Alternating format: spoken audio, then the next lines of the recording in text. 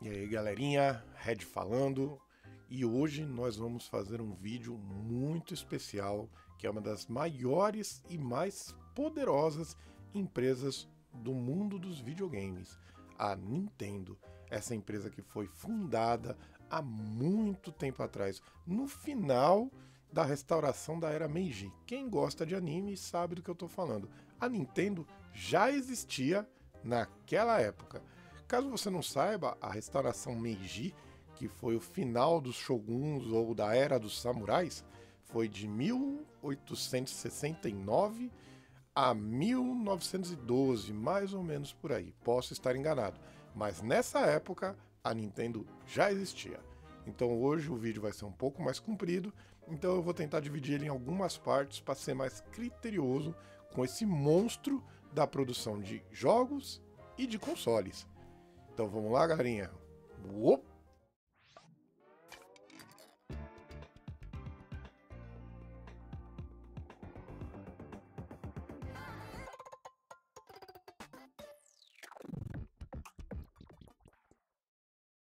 Só lembrando, galerinha, que ainda tá rolando no canal o sorteio dessa luminária do Pikachu, muito bonitinha, fofinha e gratuita.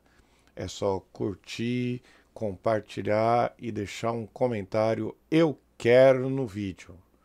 Eu vou mandar para sua casa completamente grátis uma unidade quando batemos 200 e uma unidade quando batemos 300 e uma outra unidade com 500 mais um Gengar, também luminária.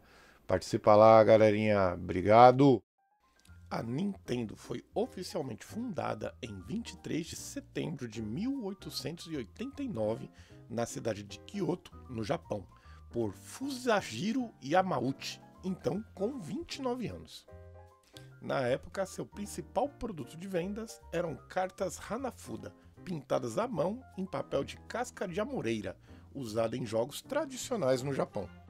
Curiosamente, o Japão da época tinha restrições severas contra jogos de azar, sendo permitido em ambientes muito específicos, mas as cartas Hanafuda eram toleradas, pois não envolviam apostas monetárias diretas. Essas cartas se popularizaram rapidamente, e logo a Nintendo se tornou o maior fabricante de cartas de todo o Japão. Apenas a título de curiosidade, a Era Meiji, que é também chamada de Era da Restauração, se compõe de 1868 a 1912, que foi quando o Japão adotou um sistema moderno e mais ocidental, tanto econômico como político. Mas afinal, o que significa Nintendo? A tradução mais aceita é "deixe a sorte para o céu", mas alguns historiadores defendem que pode ser traduzido também como "no templo da sorte, confie no destino". Ou seja, desde a sua origem, a Nintendo carregava no nome a ideia de sorte e diversão. Um prenúncio ou uma ideia que ia mudar o seu futuro e definir a sua identidade como empresa. Até o ano de 1940, a Nintendo se mantinha focada na produção das cartas, mas o mercado é instável. Durante a Segunda Guerra Mundial, por exemplo, a produção caiu drasticamente devido à escassez de material e ao clima de tensão no país. Mesmo assim, a empresa sobreviveu e manteve as suas operações. 9 anos depois, em 1949, Fusashiro Yamauchi já estava aposentado e a liderança passou para o seu neto, Hiroshi Yamauchi, então com apenas 22 anos. E ele foi responsável por transformar a Nintendo em algo muito maior do que seu avô poderia imaginar. Hiroshi era ambicioso e autoritário. Logo no início, demitiu todos os parentes que ocupavam cargos importantes para garantir que o controle ficasse somente em suas mãos.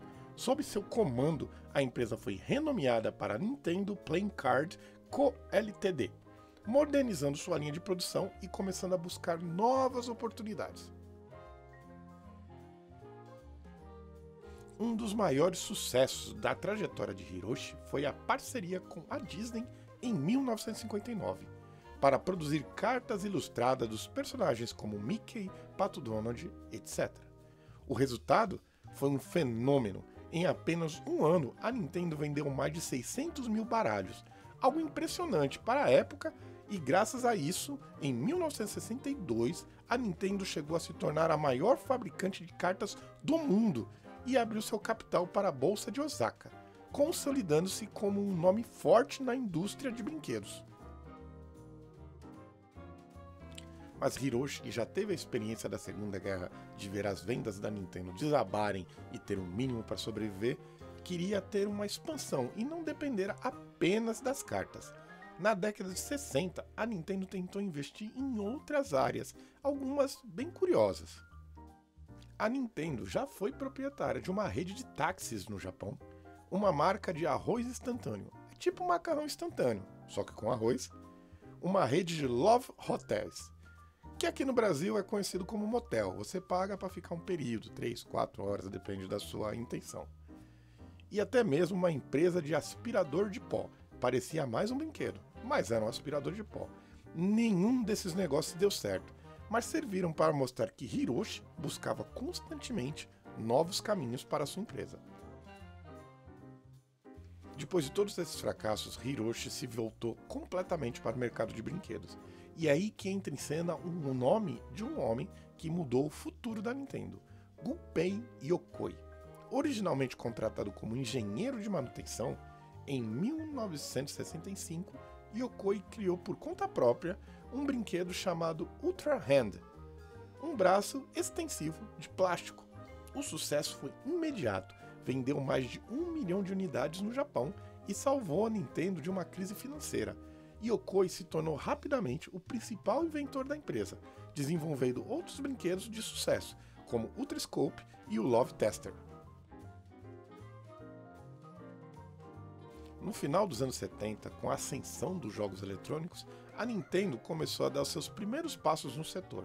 Ela lançou alguns jogos de arcades, como o EVR Race, mas ainda não tinha uma identidade forte nesse novo mercado.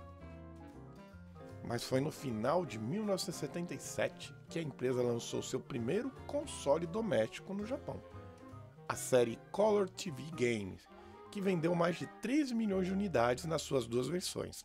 Esse aparelho era simples, com jogos pré-instalados, mas marcaram a entrada oficial da Nintendo no mundo dos videogames. Algumas curiosidades da época. Em 1963, Hiroshi mudou oficialmente o nome da empresa para Nintendo Co., abandonando a ideia de fabricante de cartas. Em 1970, a Nintendo foi a primeira empresa japonesa a usar cartas de plástico, duráveis e de alta qualidade, que se tornaram populares até fora do Japão.